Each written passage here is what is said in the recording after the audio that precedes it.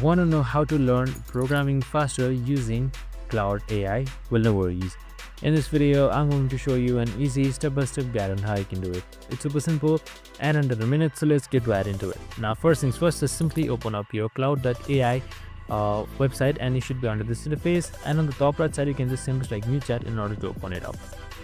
So you can just simply start by writing a simple code if you want to learn programming. So if I want to learn, let's say C# or JavaScript, I can just simply type in this.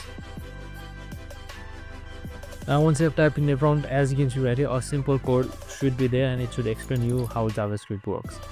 Now with that, what it does is you can just simply type in under the reply the exercises as well. So you can ask Claude AI what a certain function or a certain method means, or you can just simply ask questions and also do exercises that they provide just through a prompt by writing. Again, just simply select enter, and once you have done, as you can see right here, it should help you learn with Claude, and that's it. So as you see right here, you can also get started by just simply selecting what you want to learn, and you can also see Claude editor, and there you go. Super simple and easy. I hope this video helped. If it did, make sure to like, subscribe, and tune in with us for more of these videos. See you in the next one.